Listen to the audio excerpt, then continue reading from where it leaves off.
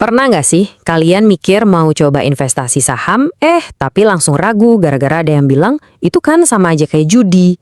Kalian nggak sendirian. Nah, kali ini kita bakal kupas tuntas pertanyaan yang sering banget bikin bingung ini. Nah, ini dia nih kalimat saktinya. Peringatan yang mungkin sering banget kita dengar dari teman atau bahkan keluarga sendiri.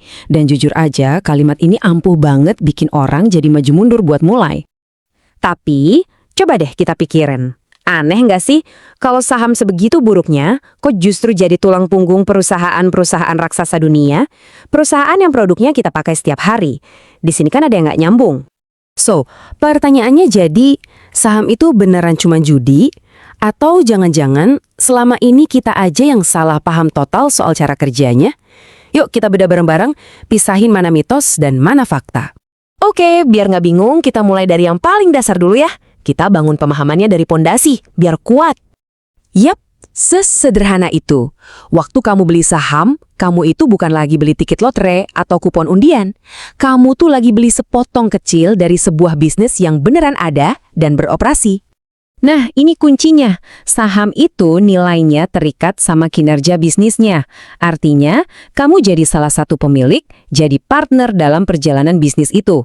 Kamu bukan cuma penonton yang berharap pada keberuntungan semata. Oke, kalau konsepnya sejelas itu, terus kenapa ya cap judi ini nempel banget sama saham? Nah, sekarang ayo kita telusuri bareng-bareng apa sih biang keroknya? Ini dia 3 hal yang sering kali mengubah investasi jadi terasa seperti judi. Pertama, asal masuk aja, gak pakai riset, cuma ikut-ikutan temen atau influencer.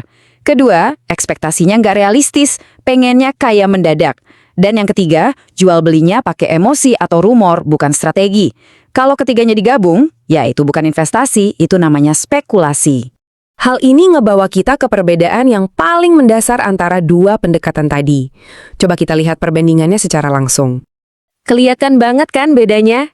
Judi itu murni soal untung-untungan, soal kebetulan. Kamu nggak punya kendali sama sekali. Sementara investasi itu basisnya riset, data, dan logika. Keputusan yang diambil itu beralasan. Nah, kira-kira beginilah cara pikir seorang investor. Tujuannya itu bukan buat ngebak harga saham besok bakal naik atau turun, tapi untuk benar-benar paham nilai asli dari bisnisnya. Perusahaannya sehat nggak? Industrinya lagi oke nggak? Siapa orang-orang di baliknya? Lantas, gimana caranya biar kita bisa memastikan kalau yang kita lakukan itu benar-benar investasi, bukan sekedar spekulasi atau gambling? Ini dia langkah-langkah praktisnya. Pertama, pahami apa yang kamu beli. Jangan beli kucing dalam karung. Kedua, jangan panik atau ikut-ikutan tren sesaat. Ketiga, ingat, ini buat jangka panjang. Ini maraton bukan sprint. Dan yang paling penting, selalu gunakan uang dingin, uang yang emang kamu siap kalaupun ada risiko. Kalau cara mainnya benar, sudut pandangnya juga berubah total. Pasar saham bukan lagi kasino yang menakutkan, tapi jadi alat yang potensial buat bantu kamu membangun masa depan finansial. Pelan-pelan, tapi pasti. Oke, kita sampai di bagian akhir. Mari kita tarik kesimpulan dari semua yang udah kita bahas tadi. Ada satu hal penting yang harus kita ingat. Inilah intinya. Saham itu sendiri cuma alat, dia netral. Tapi cara kita mendekatinya, pengetahuan kita, mental kita, itulah yang menentukan apakah kita sedang berinvestasi atau cuma sekedar bertaruh. Nah, sebagai penutup, aku mau lempar pertanyaan ini ke kalian. Setelah kita obrolin semua ini, menurut kalian, kenapa ya persepsi saham itu judi masih kuat banget di masyarakat kita?